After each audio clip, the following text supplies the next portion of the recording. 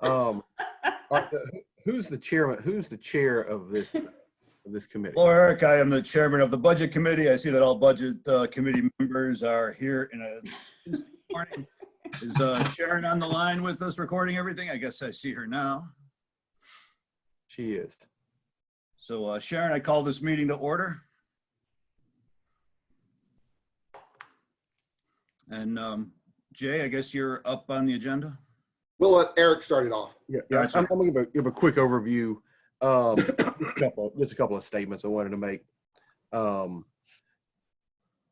Basically, what we have today for y'all is a slideshow we put together. Jay's going to go through that. He and Linda and I have been working on that in some form or fashion ever since we started this. For the past month, really, we've been putting ideas together, meeting with staff, coming up with logical reasons or where we should cut the budget. And it brings back some memories of the 2009 recession a little bit. And the three of us, being Linda, Jay, and I, we're all in various positions. And when that happened and when that hit, and we made similar adjustments at that time. The only difference on this particular event, I'm hoping it will be shorter lived than that one, but it dropped off off the cliff versus the other recession took a little while to figure out, hey, something's going on here. This one, it was very publicized, and I'm not going to say it's a recession, but it is a downturn and a change of way we've done business. Who knows with the reemergence or the economy reopening, how quick it will recover for our piece of the world. Time will tell on that one. The cuts that we've made, we feel are quite adequate for the 2020 budget cycle.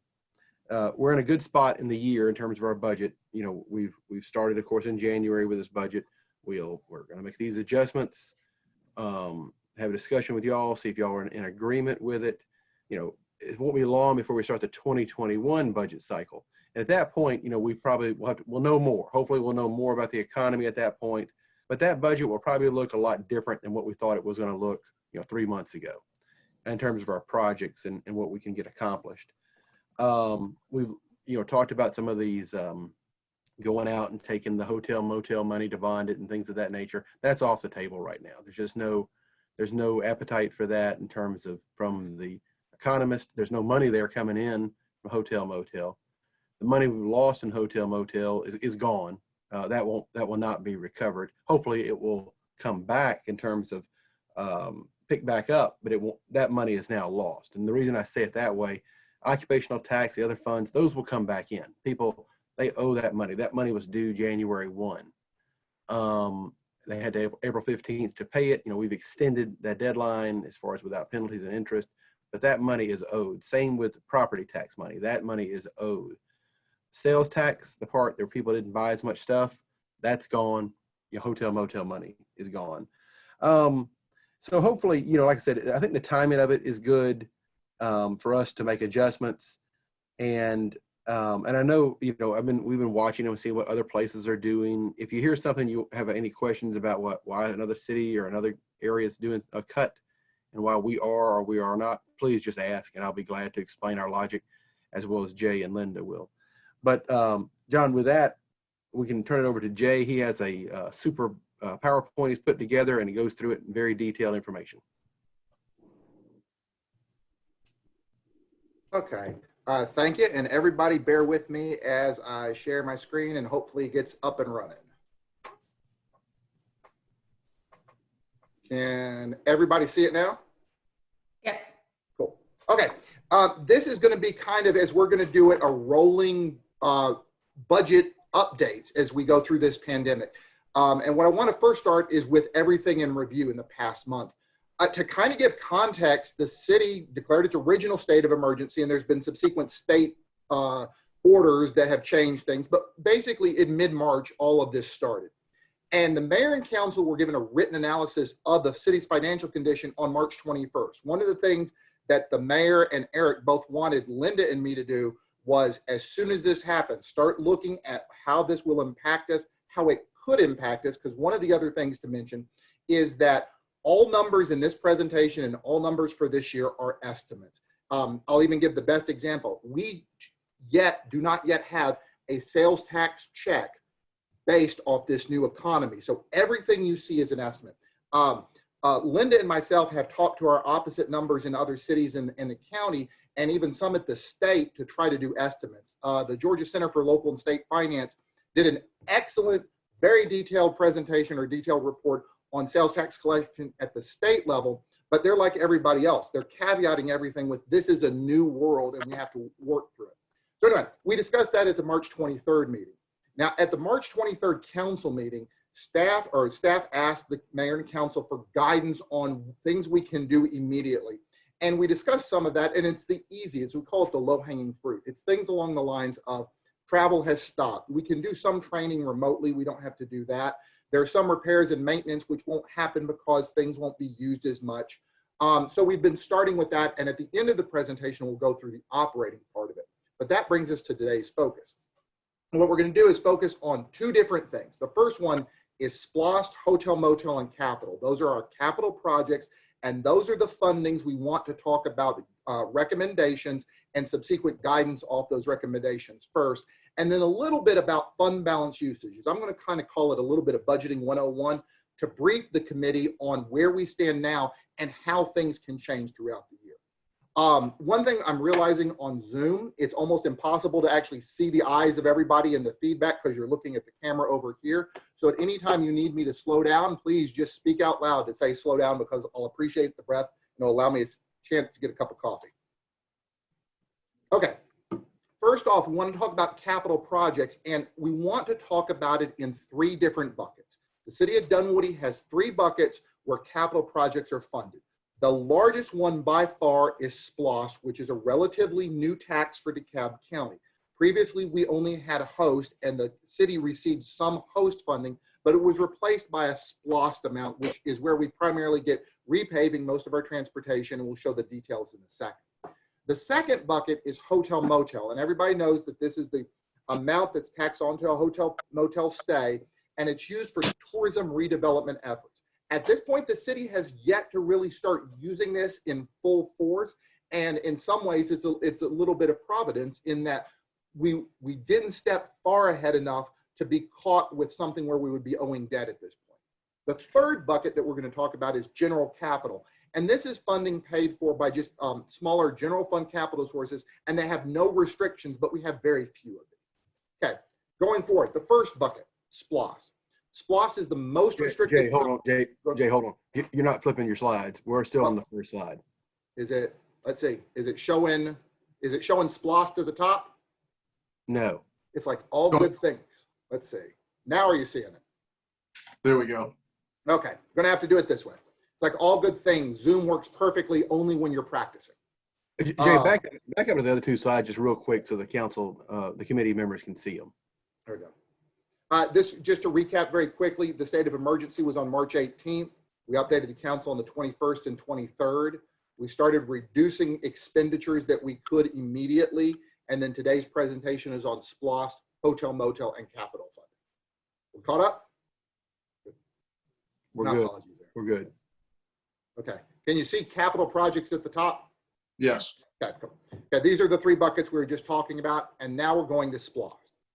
SPLOST is the most restrictive capital funding the city has, and it's limited because DeKalb SPLOST is different from everybody else's SPLOST. When it was approved by the General Assembly for then a subsequent vote for the citizens, it was limited to only public safety, transportation, and a limited amount for general repairs. So anytime a question is asked comparing our SPLOST spending versus somebody else, it is apples and oranges by far, because almost everybody else's SPLOST are non-restricted or less restrictive, I should say. They're still restricted to capital, but they aren't limited to just public safety and transportation. Now, the 2020 budget was passed with what was then considered a conservative $6.8 million of new SPLOST funding. So in other words, we're going to show it on the next slide. There was going to be 6.8 of new funding, and the council in the fall approved a list of projects that totaled to 6.8 million. One of the things to also go back and talk about revenue decreases. You can look at Dunwoody. However, Dunwoody sales tax is collected, or DeKalb sales tax is collected countywide and then distributed to the cities and the unincorporated area based off a per capita share. So even though you may see the economy uptick in one area, it is the entire, or downtick in an area, It is the cab as a whole that our receipts will be based off of. Okay, going through this slide, I want to first go through it before we talk projects in general and show everybody how to read it. Okay, the first column on the left is, of course, the departments: police, parks, facilities, public works. The next are project names, as you see: vehicle replacement, expanded video surveillance, and we'll go on. Okay, now the next 5 columns. The first column you see, called FY 2020 current budget, is the 6.8 million, and you see that at the bottom of the screen, that was approved by mayor and council back in the fall. So this is what we started the ball rolling with January 1. Now, capital projects are meant to be multi-year. Okay, so not all work has started on these. So what happened was, and you'll see it in the 4th column as we go through, staff went through in conjunction, Michael Smith, Chief Grogan, Linda, myself, Brent Walker, went through multiple iterations of what would, if revenues decreased out of this 6.8 million of new money, could go down, and also in some cases what could go up, because there are some projects that could be sped up. So that's your first column. That's the new money, the 6.8 million. The second column you see is prior year budgets. These are monies that on 12/31 rolled over for those projects there. Now, most of these cases, you're going to see like 1 million under radio coverage improvement for police. That money's already obligated. Basically, it's spent. We put in the bigger ones in here. There are some smaller ones, but we want to show it for reference just in case it came up. So if you took current budget approved for January 1st, added in the prior year budget, you get current plus prior. So that's kind of the current status. So if you added those two together, you get a total of 9.5 million of projects. However, we started looking, what's the first, I'm going to say, cut to revenue? And we lowered it down to 5.1 million. And again, all of us that are talking to each other are doing it almost in anecdotal numbers. We're looking at the 08-09 recession. It's not the same type of argument for it. So until we get real numbers in, all numbers are an estimate. But this is basically a 25% reduction in new money, meaning we would need a $1.7 million reduction in these projects to make bank for this year. So what we did was we went through all of these. I'm going to go through them pretty quickly first, and then we can do questions afterwards. But as you see, the top 5, vehicle replacement, video surveillance, radio coverage, and computer replacement are all police-related equipment. It's also a smaller portion of this, and almost all of that money has been obligated, or it's part of a necessity to keep the public safety system up and running. So those 4 are recommended to stay at the same level. Parks repair had a small amount of rollover, and one of the things that is really good that the city has adapted to right now, and parks is a good example. We have some parts of parks which are, I'm going to say, doing less than they were, but they're using this time to do things like capital repairs where you've always wanted to do it, you've just not had the time. So we're repurposing a lot of staff internally, especially at the line staff level, to do other functions which can help the city out during this time and still keep things moving. So parks would go up to 105. The next one, facilities, starts with $100,000, and that's for general city hall repairs. And we've only had 2 years where we've done this. So last year, we did less than probably about 30,000 worth of repairs. And the long-term process was to keep money set aside in the city hall repair bucket in case we have something major go, like the HVAC system. So we've been starting to shore that. But for the current time, it would be prudent for us, since I have 50,000 worth of rollover and 100,000 originally, to decrease that by 50 and just go for 100 this year. Also remember, we can revise this, the mayor and council can, each and every meeting we go through. So if we need more and it shows in June or July we haven't had enough repairs and we're past the busy season of it, we can still move more should more cuts be needed. Okay, so those are the non-public work cuts. So that which just shows you city hall repairs, we've cut about 50,000, and the police and parks we keep the same. The next are various public work projects, and you will have to forgive me as I'm going to have to read notes that I've got here, which means I have to do my glasses like this. But in going top to bottom of it, traffic calming, Michael felt that right now we've just got 2 pending traffic calming petitions and one doesn't have neighborhood consensus. So for this, we can handle it internally if need be. The Peeler Road sidewalk, the current project is currently out to bid, and we actually raised it up to about 1.1 million. So you'll see the net at the bottom is still going to be 1.7 million. This will keep the Peeler Road sidewalk still moving at this time. Chamblee at Spalding Interchange was one of the ones where we felt that based off of utility relocation delays, we probably cannot get this started to the extent we would we would want to in 2020. So this is a prime candidate for reduction in this first round of looks. So it's reduced by 1.1 million to leave about 437,000 over the course of this year. Winters Chapel multi-use is in the same bucket as that. We're down to, but we have rollover for it, so 702. The Mount Vernon sidewalk has work planned for this year and possible construction for next year in conjunction with some paving. So it's one of those where a small amount of funding can keep us moving along. And the Mount Vernon Road corridor, again, the current contract is under 20,000 and the deferral of the final design could impact paving. So we want to keep at least a little bit here for that. Moving down to road resurfacing, what you see here is basically just a little bit of moving around the details. It still keeps about 3 million of, and I want to be clear, SPLOST funding. There is still LMIG funding of 487,000 or so, 437,000 that will also be included in this. So we're still keeping the road resurfacing at the same level. And we're still on because of the lack of traffic and the weather breaks we've had, we're doing gangbusters as far as that's concerned on making progress. The West Side Connector has some rollover funding. So we're just going to keep that in there and do away with the 100,000 that was new funding. And North Shallowford at Peeler, where we need to keep this up because the easement documents have us finishing this construction in 2020. So the budget was adjusted so that we can totally complete that at this point. So what you have here is 6.8 million of new funding, 2.7 of rollover, then 1.7 of reduction, which gets you to our lower SPLOST estimate, basically at 75, to get us a new SPLOST figure of about 7.9. And again, that's kind of a very quick, very high level, but questions at this point? Jay, let me interrupt this too while they're contemplating some questions, and that is on on these projects, the paving right now we're at about 60% complete. I mean that we started the contract early this year, of course, not knowing what the economy was going to be, but that went into it. But also one thing I wanted you to contemplate now, all the numbers we've put together we feel will work for the budget, but there are two projects there that. And only reason, and they're italicized, if you notice, they're italicized in here. And those are ones, if y'all say, hey, look, we think you need to cut a little bit deeper, or we need to hold off on these projects. And that's the Peeler Road sidewalk and the Winters Chapel multi-use trail. The problem with public works is, once you kick it off, once you're obligated to the project, once you start hard construction. So those are ones that I wanted to bring to y'all's attention to say, if you want to cut more, and we can come back to this later in the meeting, but I just wanted to flag those right now. I mean, my quick comment is that, I think deferring Chambly Dunwoody at Spalding is, that's a really good idea, especially given that, given what's going on, I bet the utilities will be even slower than normal. So.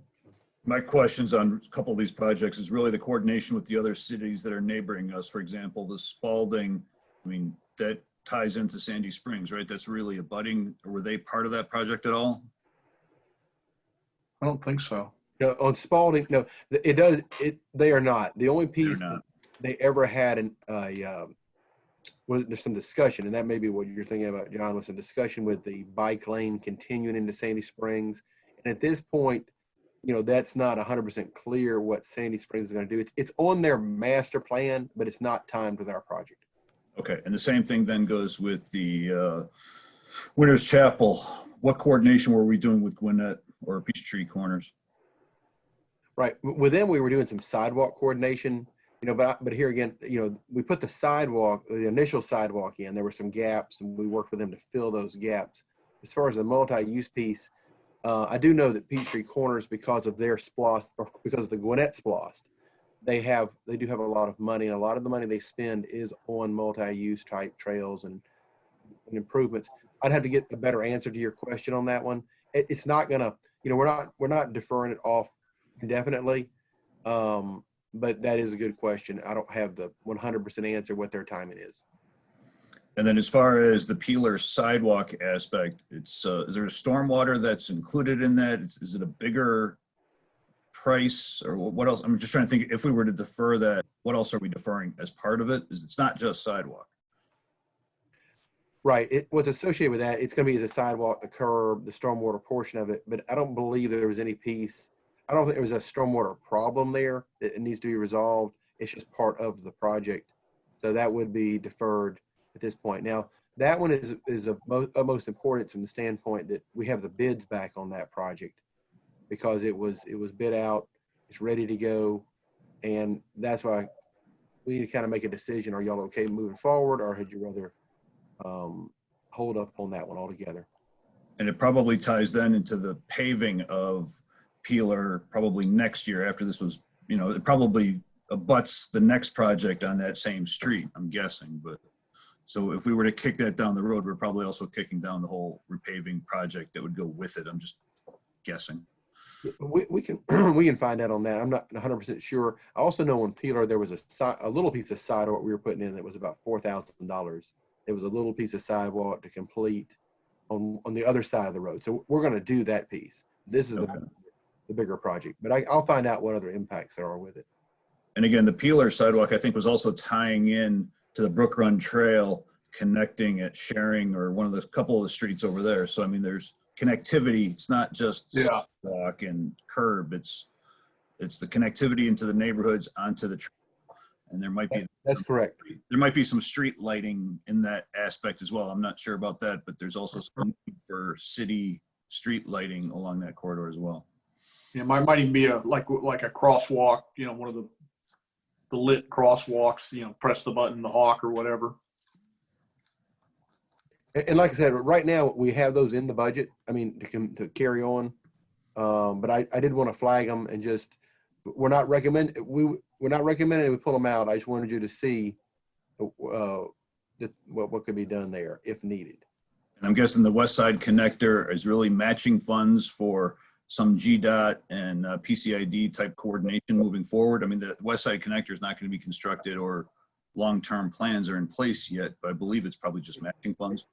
Part of it could be if we are awarded money in the TIP for Ashford Dunwoody interchange. It could be used for that. Okay. Pam, do you have any questions, issues, comments, concerns? No, it's spelled out clearly. Thank you. Okay. Ready to move on to the next one? Yes, please. Yes. Next up, hotel motel. Is it showing up on the screen? Yes. Yes. Good. I got to set up an account where I can just see what you guys can see. Hotel motel's major issue is going to be the drastic decrease in available funding for the current year. As soon as we did the update to council a month ago, DCVB called me directly and we discussed because they're starting to do their numbers and we've been in touch pretty regularly. And we've come to pretty much the conclusion that next year or for all of 2020, unless things improve, we could see 25% collection of what we did the previous year. Now, again, if things improve, numbers get revised. But right now, that's even what I consider that's a conservative estimate of a 75% reduction. But it's probably about right because we have 2 months of good funding in there. Now, instead of having almost $800,000 to work with, which we're going to show in the next slide, new estimates will have that slightly under $200,000, of which most of that has been collected. However, the city has done one thing. The hotel motel tax has already been collected for these projects, but not appropriated. So except for some limited uses here and there. So there's about $1 million of previous year's collections that can be used to make up the gap from $800,000 to $200,000. Plus we've realized and we've reviewed some projects in the general part of the capital fund to see what we can pay for out of hotel motel. Final point before we actually look at the numbers, as Eric said earlier, any discussion of using this funding to bond projects will have to be tabled until the industry recovers. There's no way we could go to market and sell any bonds based off of this at the current time. Okay, this is the exact same format you saw in the previous, except everything's hotel motel related. In the original budget for 2020, there was $789,000 of funding. That's the column under 2020 current budget. And it was split between Ashford Trail phase 1 and 2. Does not complete part of it, but it's the part the hotel motel tax was going to pay for.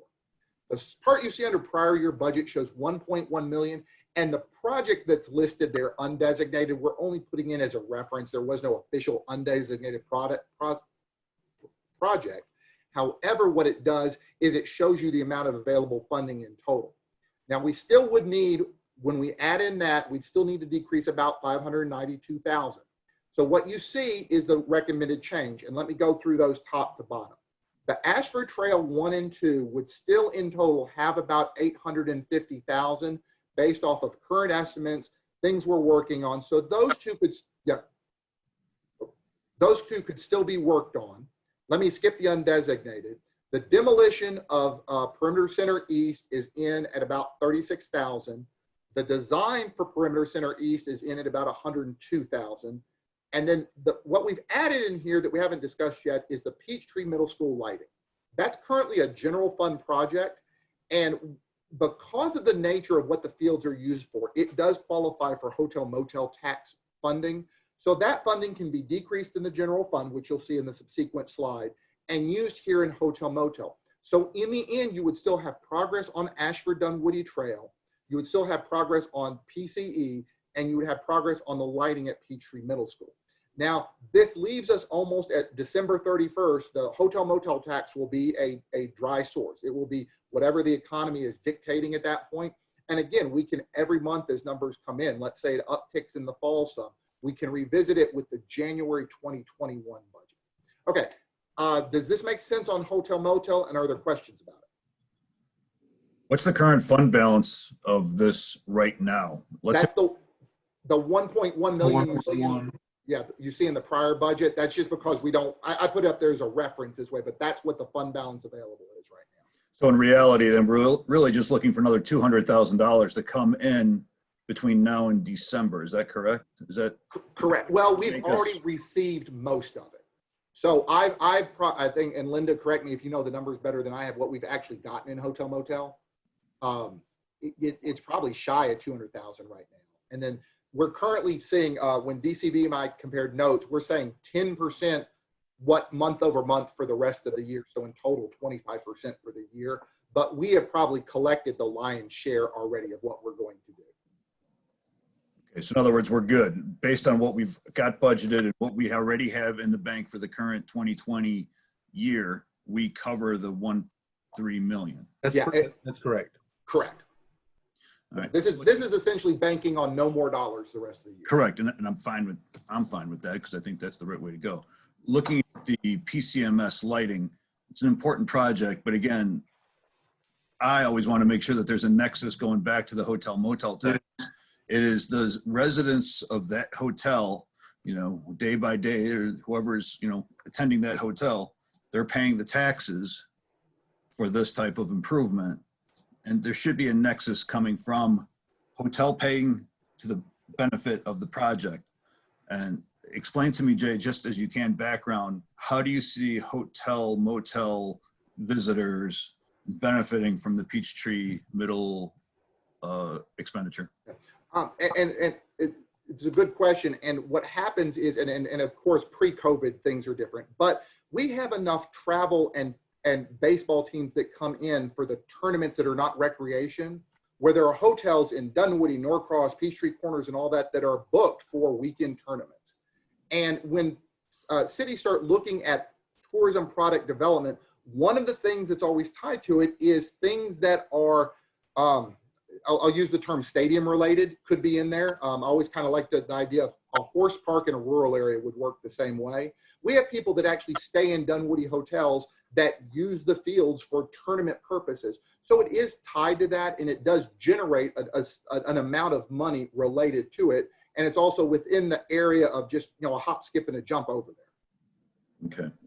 And as far as the Perimeter Center East, the park is going to be designed but not built in 2020. That's pushed back to 2021 or later. That would be one that would not be finished this year. No, sir. Okay. That's all the Yeah. questions I have. Yeah. Pam, Jim. Nope, I'm good, thank you. No, you covered my question. All right. Going forward, general funded projects. Now, these projects' funding sources are very flexible and can be repurposed at any meeting with mayor and council approval. The flip side, we have very few of these projects, and they're all relatively small dollar amounts. So this will go pretty quickly, but this is what it was. In the original budget, there was $475,000 of general funded capital. And let me start at the bottom three. The IT equipment, 200,000. We've purchased almost all of that already, and there's a little bit of rollovers for the Dunwoody Village Design and the Arts Master Plan. So this takes you up to the top part where we have 225,000 or 275,000 for the Peachtree Middle School lighting and field house. Now, what we're recommending is we move the lighting to hotel motel and we decrease the field house to 38,000 because I'll have to remember a little bit. Balance of 38 was earmarked for the new playground at the baseball fields, but to be used for the difference in the fields like if we need it. So you're going to see that as the undesignated portion. We can add that to the field house, or excuse me, I got to make sure I'm doing this right. We can add that to the demo and the restroom purchase on it.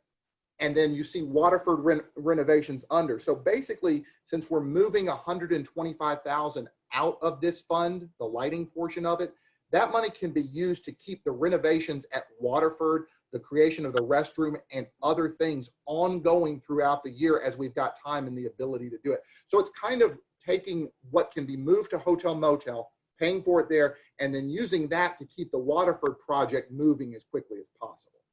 Kind of a very quick one, but it's also a lot of smaller moving parts in this. Questions? Jay, the only thing I think I'd put in there on the PCMS lighting, that's really at Brook Run Park. So I mean, I think for our definition purposes, even though it's at the middle school, but we consider that like the baseball fields part of Brook Run Park. Yep. So I think I would put that. That does help with the what you're talking about earlier, the tourism and everybody going to Brook Run. And just so everybody knows, the field house is virtually complete. And Yeah, I was going to ask about that because I drove by there yesterday and it didn't look pretty far along. There's some garage doors or barn doors that aren't on, but that structure is there. Right, that's not, and so the 38,000, there was money there to do a playground, and we can defer the playground, but all we're doing is just putting that in undesignated. And what this readjustment does, it allows us to go ahead and complete another, or at least not 100% complete, but get the Waterford Park in a condition where it can be used. In other words, demo the pool, demo a portion of the building, renovate the pavilion there and the restrooms there so that park can be used. Mm-hmm. I'm good with that. I guess the Waterford renovation, like you said, it's more demo on the front end. There's still, that 125 is a lot of the demo costs. That's right. That's the demo cost, and that's also leaving the restrooms and renovating those to where they can be usable. Like I said, down the road, we'll add some more stuff in there. This also does include the rehab of the tennis courts. So it'll demo the pool, get the tennis courts where they can be utilized, do some work at the restrooms so they can be utilized, and then that park is in a good condition. Like I said, we can always put more money in it later. Ideally, at the end of the day, we'd probably like to bring in a restroom similar to what's being put at the new portion of Brook Run, but right now we can use what's there. Okay. I just wanted to make sure that the hotel motel money on slide 7 for the PCMS lighting was the same amount. Was it 125 in that slide as well? No, it actually changes because when we're looking at it forward, it increases it to, the bid came in at 155. So we put it in there with a contingency up to 170. So the decrease in the general is 125, but there is available 170 to cover the current bid cost of it in the hotel motel. All right, so I'm not confused. It is higher than 125 on slide 7 then. Yes, that is correct. All right. I'm not 100% sure why the numbers are different, but I trust your judgment. Okay, I have no other questions. Jim, Pam? No, Eric answered the 38,000.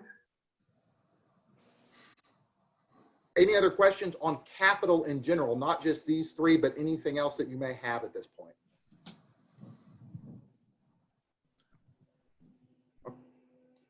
Moving on, and this is going to be just maybe 5 minutes of just kind of a 101 on fund balance. And this is for committee members, council members, and the public in general, because one of the things that's happening, and you guys will have to excuse me, but there is some type of heavy construction outside my window, and I'm not sure if you can hear it right now. It is deafening to me. You're fine, Jay. You're fine. We don't hear anything. We just hear you. It's like a lawnmower.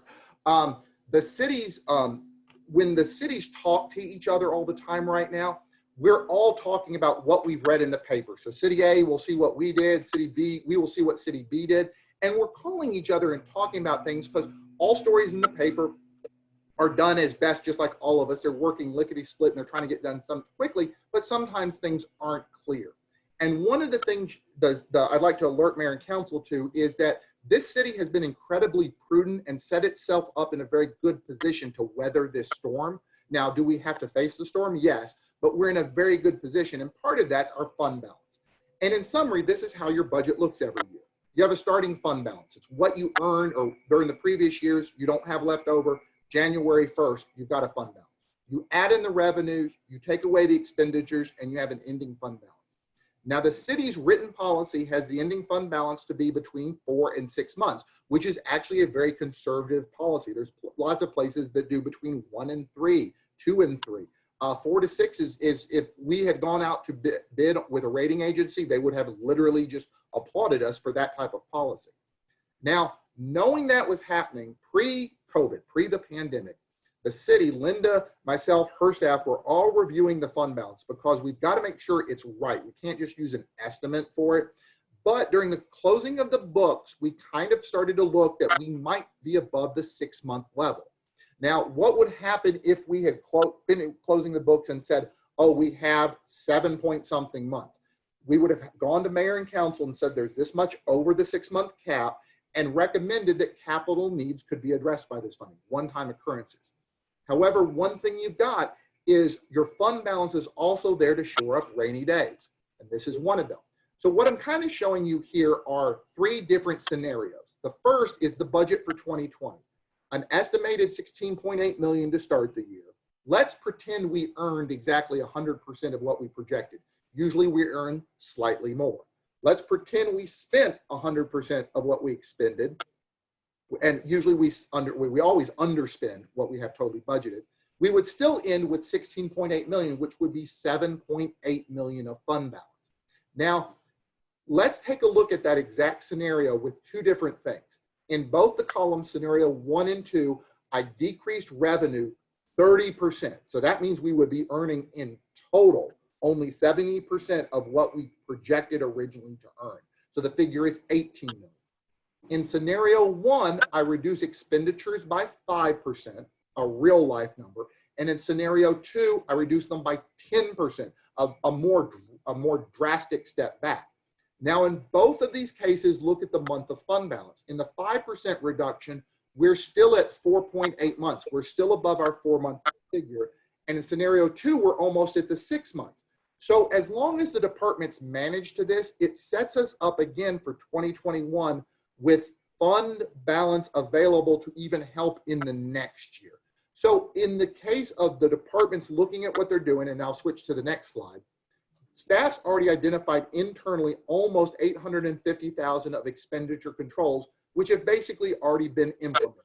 The departments went through literally line by line, came back to Linda, Eric, and myself of, here are things where we've already, like, let's go for parks, $200,000 worth of that. They received some lower bids.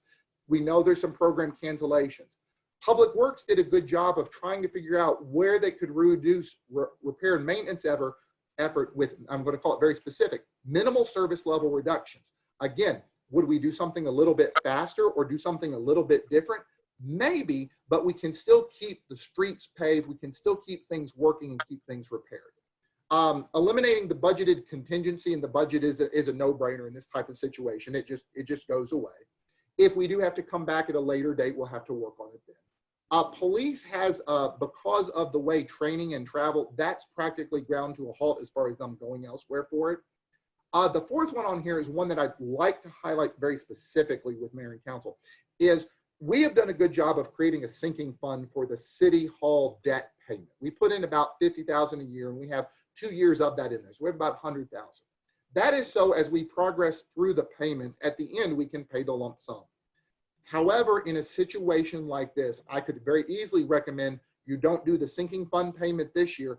And if we got desperate, which again, you saw in the previous slide, we're not at that point yet by any means, we can crawl back that money to shore up things. So we're starting to look at things along that lines. What are things that are really good? It's a best practice, but it's something that you can skip a year with. And then you get into things that are just operational, the Dunwoody Digest, and about 270,000 in all the various departments. Even the smallest department sat through and went through the little things that they do.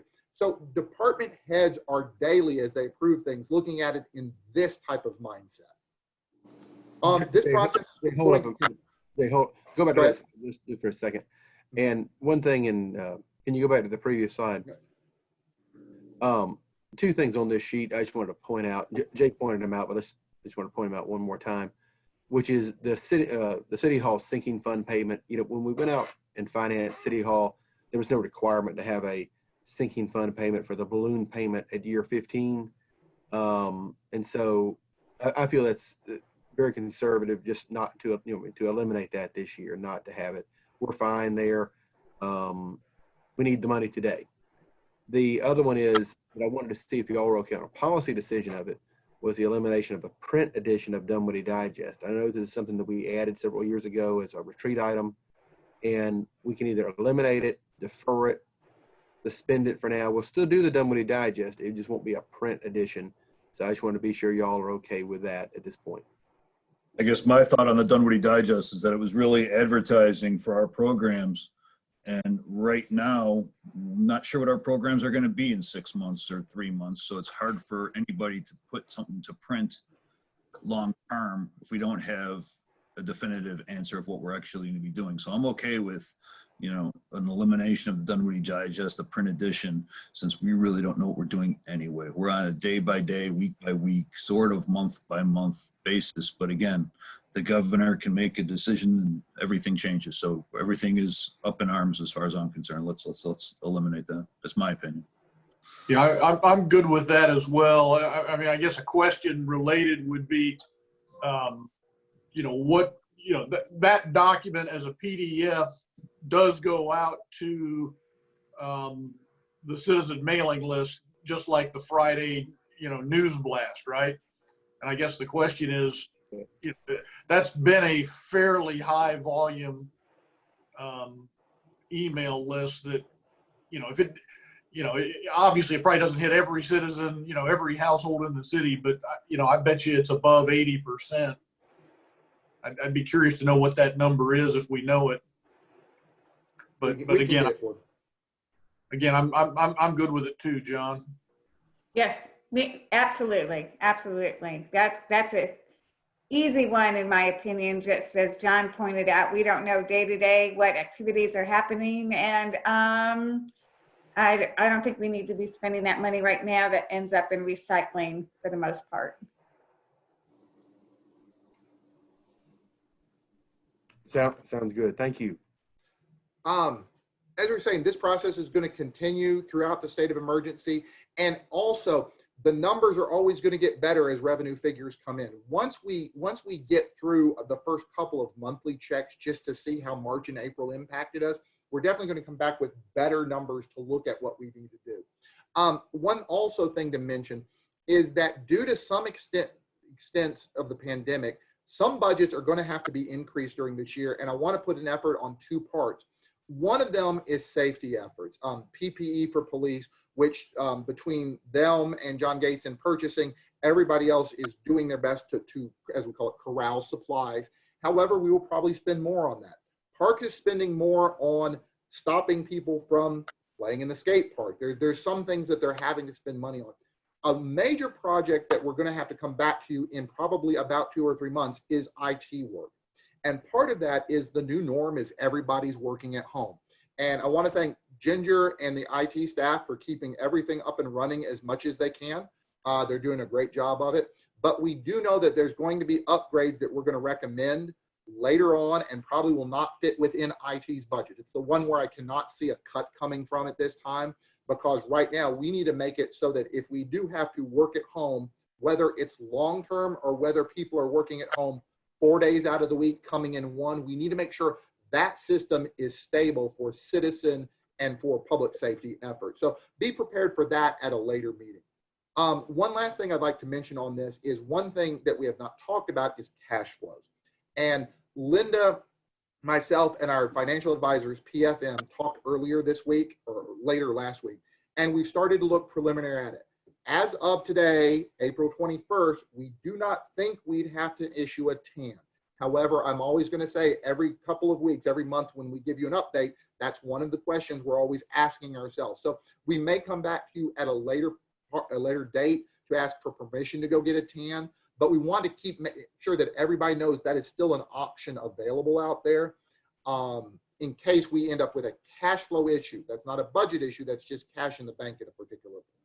And the tan is like he said, we're not recommending that right now. That's a tax anticipation notice, and what it's used for is kind of help you with cash flow, but it is, you have to pay it back before December 31st of the same year that you take it. So we're not recommending that at this point. But again, let me just ask the question, our fund balance, the cash reserve within the certain percentage that you just talked about just 2 minutes ago was supposed to be in a certain range, and that range we're never supposed to go below the 4%. So we know that the funds go up and down, and there's a low point of the year, and we're anticipating that. And where do you anticipate that at right now? Based on the financials, I was told, or it looks like we're going to be within the 4% at that point. But yet I understand the cash flow. If for some reason we don't get the tax payments from the county or whatever happens, maybe then we would need the, something unseen, the tax flows don't come in. But right now, correct me if I'm wrong, Jay or Linda, that right now we should not need a tax anticipation note because of our funding philosophy. Correct. And a good way to kind of put it in two separate sets to look at. The fund balance number is focused on your annual budget and your year-end reserve. So even though the policy is 4 to 6 months at the end of the year, at some point, cities and counties may be below their minimum level during the year. And right now, we always end up basically, and I'm doing hand graphs here without a graph, go from January to August in a straight line down. So even though we may start with 6 months, we could end up with 3 months during the year, as long as the plan shows it gets back above 4 before the end of the year. So fund balance focuses on year end, where the cash flow says we need to make sure we have enough to make payroll during each and every time like payrolls run. So right now, I don't see that dipping below 7 million or 8 million, even at our low point. But again, that's preliminary figures, not knowing what the new reality is. We will feel the effects of the occupational taxes. We're down about $1 million there. And then of course, the hotel motel, there's a part of that that's transferred into the general fund. So we just have to watch them, and we have our hand on the pulse of it. And right now we don't think that it's going to be necessary, but like I said, if those numbers aren't coming in strong enough, we may have to just be apprehensive of our next steps. Jay, Erica, go ahead, Pam. Go ahead. I'm sorry. I had a quick question going back, Jay, when you were talking about possibly looking at the slide there. I can't read the little number, but forward. I'm sorry, forward. It was just words, not really numbers that mentioned. There you go. Thank you. Yes, the technology improvements, absolutely. We're going to have to ramp that up, I think, even going forward without the crisis lasting longer, because we're seeing that it's just going to be important to add. And then you also mentioned back at the skate park, was that Parks and Rec monies, or why is the skate park? Well, I always use that as just kind of the offhanded park thing. There are some things that we're having to chain off. People still knock down whatever barriers we're on. So we're still spending money on some efforts like that to restrict access to places that are. Okay. I didn't know if that was actual, like you said, a barrier, like, something concrete, like a chain or a barrier of some kind, or was that ramping up the police? That's where okay, perfect. Thank you. Next steps. Staff. Hold on, Jay, 1 second, if I could. Jim, do you have any questions? Anything on the questions on the operating aspect of what we've gone over yet? No, I like what I'm seeing there. Yeah, just don't bring in 50 tons of sand to block access to the skate. I saw that. In case you didn't see that news item. I always kept thinking marbles worked, but Yeah, I just didn't want to manipulate or take all the time without making sure that you two had your questions answered. I have a couple questions I do have. Public safety is one of the main, reasons we have government. Eric, how's our police department doing? Everything there is good. The chief and I talk at least once a day, if not more, about issues in the department. The staffing's good. Everybody stayed healthy. We're still practicing our social distancing. Capital wise, going back to what Jay on the original slides in the budget, the stuff that they were going to purchase this year, they purchased, which are the radio improvements, the surveillance equipment, which are the cameras on the poles, and then the new vehicles. Those have all already been purchased. So they use their SPLOST purchases. From that standpoint, they're good. They've been buying PPE equipment so that everybody's protected. We are out on the street. We are, some people think we still are pulling speeders over, but it needs to be something that's more obvious. We are doing enforcement. We are trying to limit our interaction with the public, but that doesn't mean there's a free ticket for somebody just to fly down the street. The morale in the department's good. One thing that I do want to broach at this point, because some people are looking at emergency pay and things of that nature for their departments, and the chief and I have looked closely at that, the emergency pay issue. What I was more inclined to do was maybe have some kind of reconciliation towards the latter part of the year. Once we're through the event, either some kind of a bonus or something for the police if we have funding available. That's something that I did want to broach with the committee this morning, just to say that may be on the horizon if we have the funds, if it's warranted, just to reward the folks who are out there on the front lines. Okay, well, I'm fine with that philosophy going forward. I was just more worried about the police department. They are the frontline defense for an awful lot of interaction with the citizens. I guess as far as the manpower aspect, we were fully staffed a couple months ago. How are we on manpower right now? Are there many vacancies? Has there been any vacancies? And are we going to continue on filling those as needed? We will fill as needed, but it's my understanding that we're still at 100%, that there are no vacancies in the department. Okay.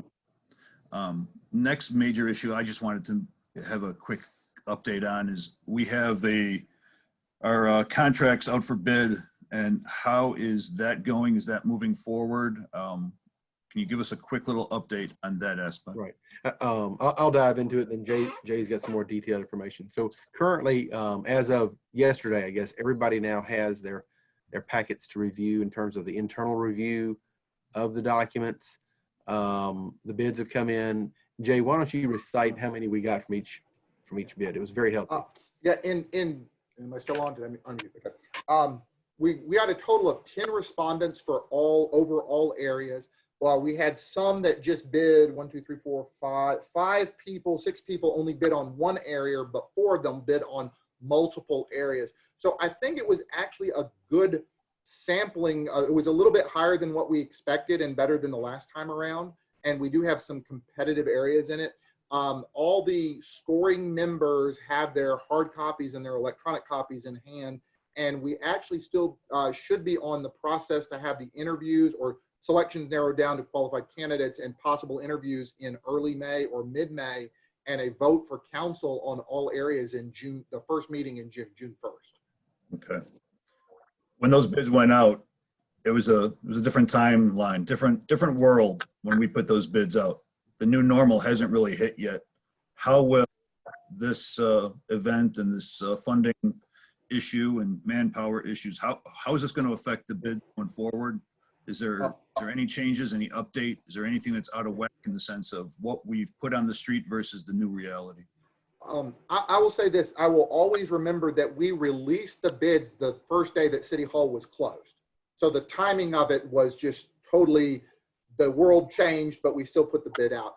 I expect during the interview process for firms that the discussion of how you handle situations like this is going to be a discussion point, because and again, I've not read them all thoroughly. I'm not sure who had the time to address it, but it's one of those things that should a vendor come in on January 1st and they may want to propose something during the interview process where they say, given the new norm, we want these people to be, and I'm totally making it up here, remote, on this way. We want to do it differently. I actually see some chances for variety coming out of this process in the long term, but at no time are we going to go through this without a recommendation where what you do in the pandemic and the new world is not addressed. I think it would be improper unless all vendors that are recommended have contingencies available for this. Great, thank you. That's the only questions I had. Go ahead, Eric. Yeah, sure. But we're at a good point in time for this. Basically the scope for the city was the same in the RFPs. We weren't saying, hey, we want to increase this area or decrease that area. Like Jay's saying, somebody may have come up with a unique way of proposing it. And that's what we're diving into now. But overall, the good for us is that we have the complete flexibility in June, or as we approach June, for the to award the contracts, to ask for more flexibility from the contractors to say, hey, look, we need these additional programming people later, but we don't need them right now. And to have, in other words, turn something into an option as part of the bid and to lower the overall price. So we do have very good options there. Of course, the one thing that we are bringing in-house is communications, and we spoke about that earlier at the council retreat and what we bid out. So, but I was very excited with the number of people that bid. The only department that only received one bid was Parks and Recreation. Had one bid, which is actually the current vendor on that one. There was one other thing, which was a new bid we put out this year, which was facilities. And Jay is actually rebidding facilities because there was some confusion about a date on that particular piece, and then that's going to be rebid.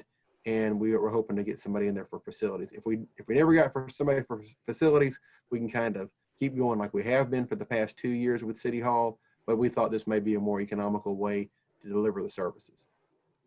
We just asked the question then, if we're already rebidding one aspect, why aren't we rebidding parks since we only had one vendor bid? Was that discussed? Is that a thought? The trouble with facilities is that in the end we had no bidders on it, and I'm going to have to rebid that no matter what. And it's also one of those where first time out there, we were unsure of the number of people that would want to bid on it.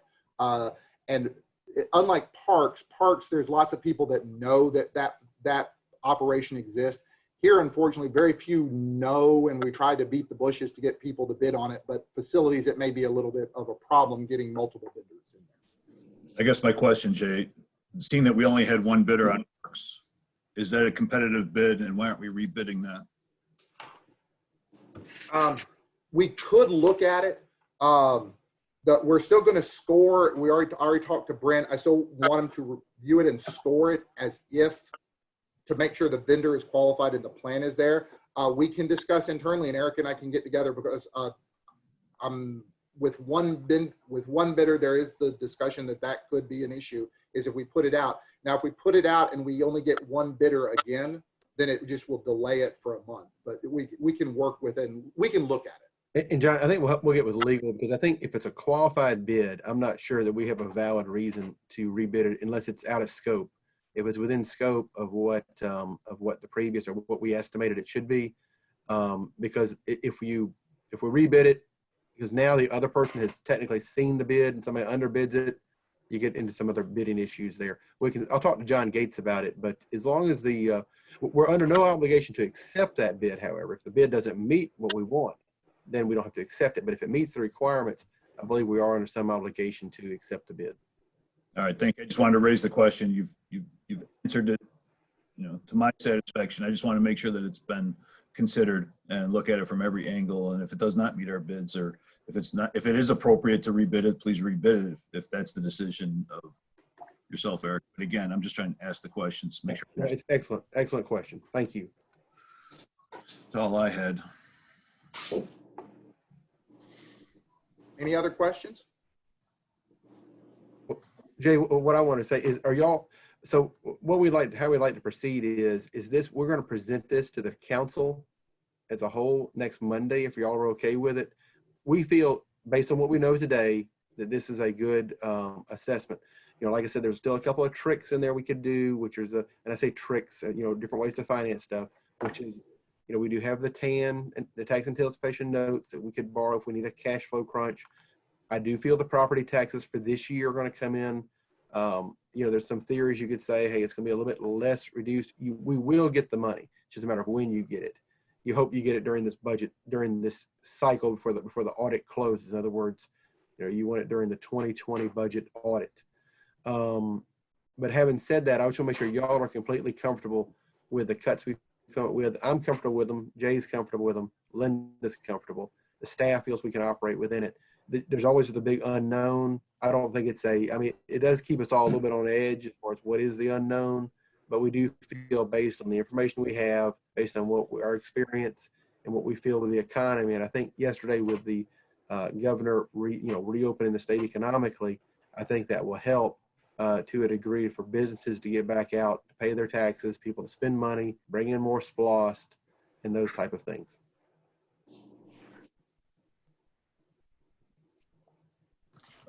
Fine. Go ahead. Go ahead, Linda.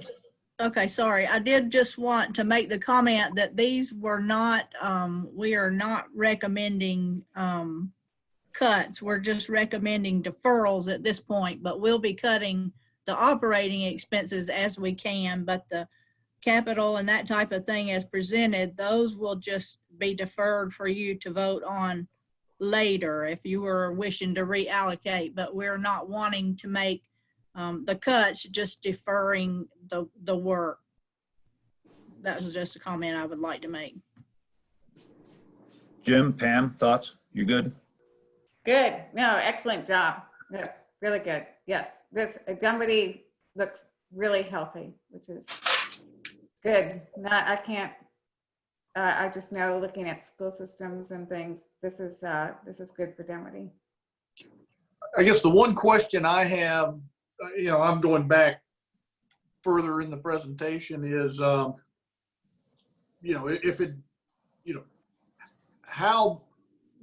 there's another $1 million there in the Peeler sidewalks.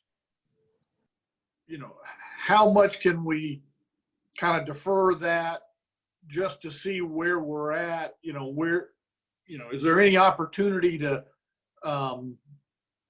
defer that a little bit over the, in the year, but still keep it rolling, still keep the plate spinning as it were, but keeping that money in reserve a little bit longer. That's just a thought. And Jim, we can do that, because I think that has not come before the council, correct, Linda? That's correct. That's correct. So Jim, you have another bite at it in terms of at that point, or we can just defer it and say, we can ask the bidder, hey, can you hold your price, and hopefully maybe look at doing it later in the year, because that is a bigger chunk of money, and it's a project. The flip side is we are in construction season, so yeah. But it's a big pot of money.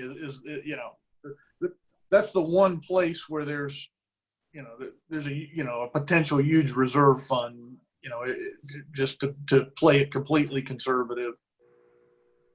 Right. It and is.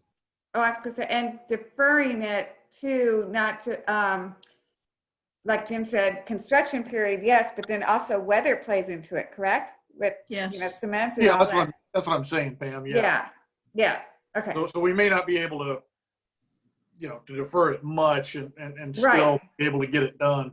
Correct. I mean, it's one of those things, if y'all are comfortable, you can take a very conservative approach, as far as conservative being you still want to do the project. If we defer that for a couple of months, you're still not going to miss the construction season. You'll still have a lot of the good weather for them to start. So we could do that and have a better idea of the economy. And I say a couple of months, you could do it for a month and regroup at that point. In other words, we don't have to put it on the agenda for the council in April. We could put it on the agenda in late May, and then y'all can make a decision. Of course, once the contract's let, then of course it's probably would be July before they started, if you do it that way. So you get a couple of good months in. It would, of course, any project, we're always at the mercy of some of the utility relocations and things of that nature. So it always takes longer. I can also have Michael Smith, if y'all would like, do a more detailed presentation about the Peeler Road sidewalk, to answer some of the questions that John had earlier as well. And so you can have a better idea of what all is involved. Eric, thank you. Yeah. Go ahead, Pam. I was going to say, that's a great idea. If Michael could do that, that would help a lot. Yes. Agreed. My only concern is that we the low point of the funding is in August, early September until we start getting the money. So August. If we waited to start construction until July, it would be August, September when it's in heavy construction, and that's the start of school. And that's a school route for everybody trying to get to Peachtree Middle or Oh, that's a good point. trying to get to Dunwoody High School, let's say. So we're also facing that aspect. You'd want to start the construction today and have it done before August, but again, it's a funding versus timeline issue. And I know Sharon's on the line. Sharon, why don't we put that on the agenda for the next meeting if Michael's ready to talk about it for next Monday, and let's go ahead and have a discussion on it. And there'll be a discussion in the fact where y'all can't approve it if you want to, but let's get more information and understand the full ability, what the construction timeline is, and how long it's going to take to do it, and when he would see the peak draw for the funds hit. And if I can also add one other thing on cash flows and the like, also be aware that the general fund budget and SPLOST are two separate cash flows. So the general fund decreases where SPLOST, even though there's a little bit of cyclic with Christmas spending, it is much more stable. Our spending pattern influences the SPLOST cash flow more than the revenue side does.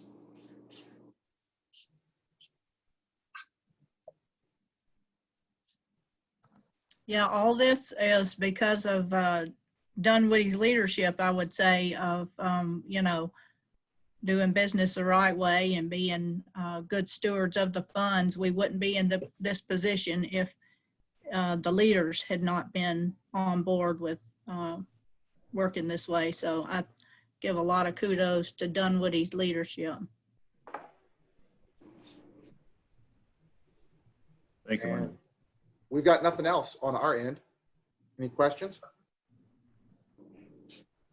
No, I'm no good. questions on me.